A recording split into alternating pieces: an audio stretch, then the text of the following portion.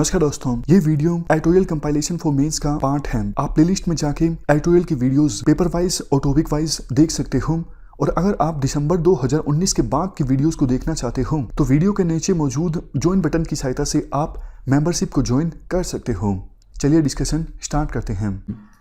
आप GS paper 2 के इन सारे टॉपिक्स से ये आर्टिकल रिलेट कर सकते हो। क्या कंटेस्ट है?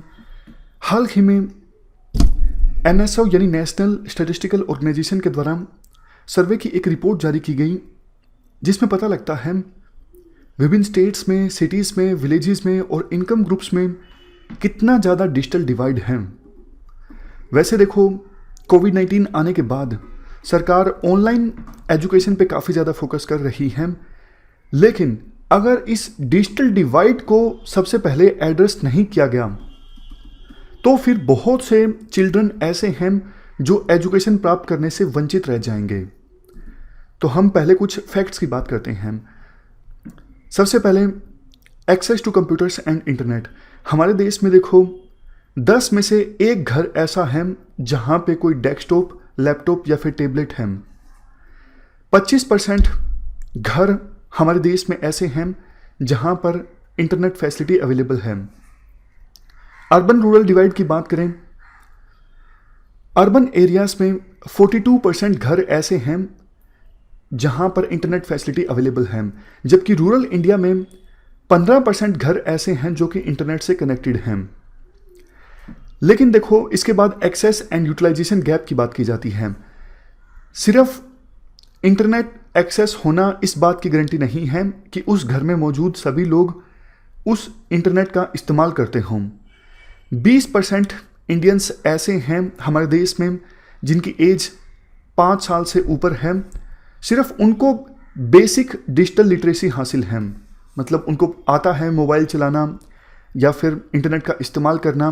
बाकी 80% लोग जिनकी एज 5% से ऊपर है उनमें बेसिक डिजिटल लिटरेसी नहीं है। लेकिन वो लोग जिनकी एज 15 से लेकर 29 के बीच में है, यानी यंगर जनरेशन, ऐसे लोगों में से 40% लोग ऐसे हैं जिनको बेसिक डिजिटल लिटरेसी हासिल है। लेकिन दुख की बात यह है, इस एज ग्रुप में भी 60% लोग ऐसे हैं जिनको इंटरनेट नहीं चलाना आता या फिर मोबाइल चलाना नहीं आता, डिजिटल ट्रांजैक्शंस नहीं करना आता। इसके बाद रीजनल डिस्पैरिटी की बात करें, नेशनल कैपिटल में देखो इंटरनेट एक्सेस हाईएस्ट है। 55% घर ऐसे हैं जिनमें इंटरनेट की एक्सेस है। उसके बाद हिमाचल प्रदेश और केरला, ये भी ऐसे राज्य हैं जहां पर 50% से ज़्यादा घरों में इंटरनेट की एक्सेस है। लेकिन उड़ीसा की बात करें, उड़ीसा में देखो 10 में से सिर्फ एक घर में इंटरनेट की एक्सेस है। और भी काफ़ी सारे राज्य हैं, जैसे इवन कर्नाटक और तमिलनाडु, ये तो वो राज्य हैं जिनको सॉफ्टवेयर हब माना जाता है। आप बेंगलोर की बात कीजिए, चेन्नई की बात कीजिए या फिर तमिलनाडु के दूसरे सिटी कोयम्बटूर की बात कीजिए, ये सब आईटी सिटीज़ हैं। बावजूद इसके कर्नाटक और तमिलनाडु में सिर्फ 20% घरों में, इससे भी कम घरों में इंटरनेट की एक्सेस है। इवन देखो, इकोनॉमिक स्टेटस के कारण भी डिस्पैरिटी काफ़ी ज़्यादा है। एनएसओ के द्वारा क्या किया गया, इनकम के आधार पर लोगों को 5 ग्रुप्स में डिवाइड किया गया।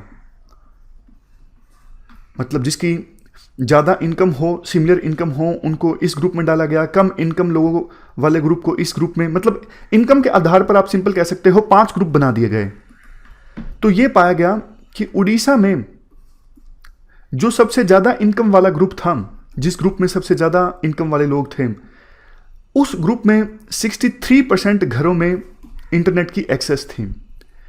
और सबसे कम इनकम वाला जो ग्रुप था उसमें सिर्फ 2.4% घरों में इंटरनेट की एक्सेस थी। सोच के देखिए, इनकम के आधार पर जो डिस्पैरिटी है इंटरनेट को एक्सेस करने में, वो कितनी ज़्यादा है। और इसमें देखो, इस मामले में इंटरस्टेट इनइक्वालिटी भी काफ़ी देखने को मिलती है। जैसे ये ग्रुप बनाए गए थे उड़ीसा में, ठीक उसी प्रकार से इनकम के आधार पर ग्रुप केरला में भी बनाए गए। लेकिन यहां पर इनइक्वालिटी काफ़ी कम मिली।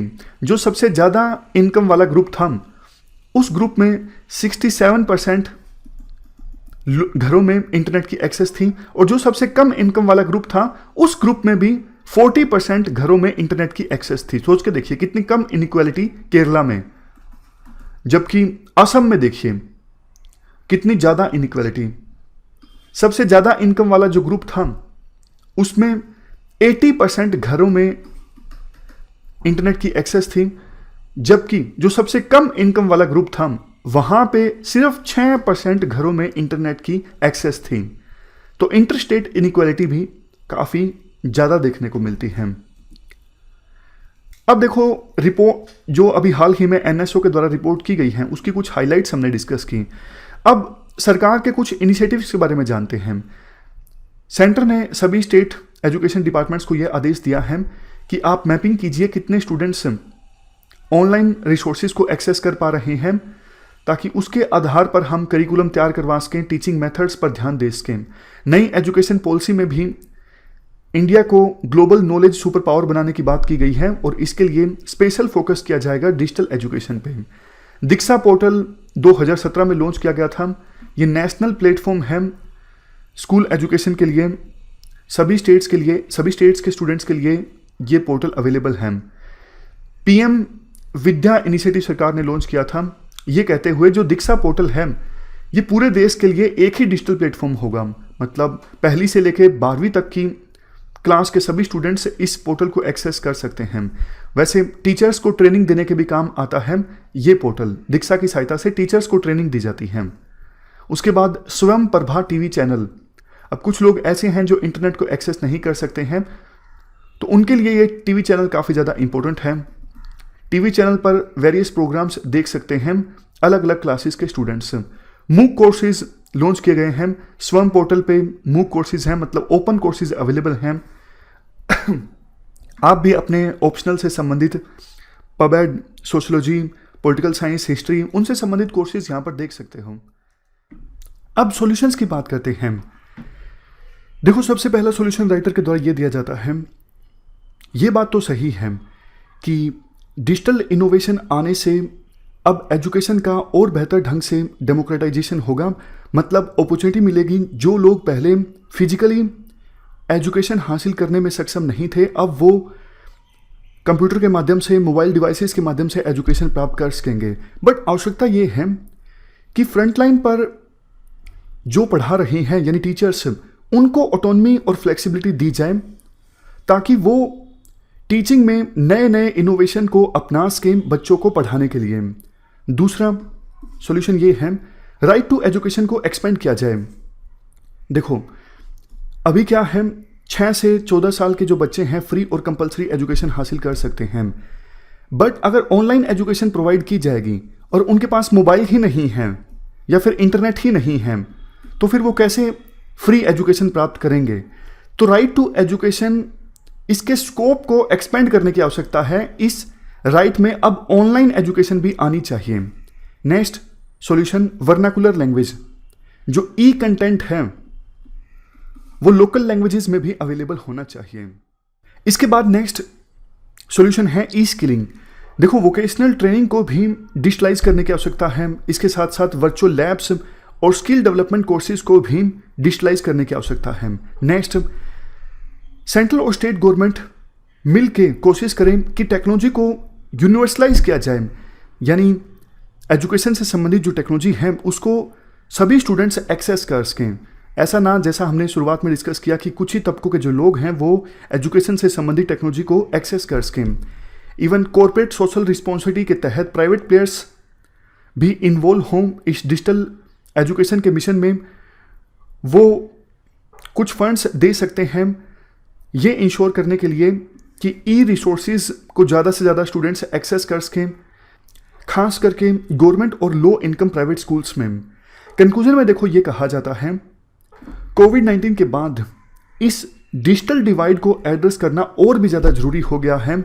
अगर इस डिजिटल डिवाइड को हम जल्द से जल्द एड्रेस नहीं करेंगे तो बहुत से स्टूडेंट्स एजुकेशन प्राप्त करने से वंचित रह जाएंगे। तो ये हमने पूरा आर्टिकल डिस्कस किया डिजिटल डिवाइड से संबंधित। इस डिस्कशन में फिलहाल इतना ही है। Thank you very much for discussion.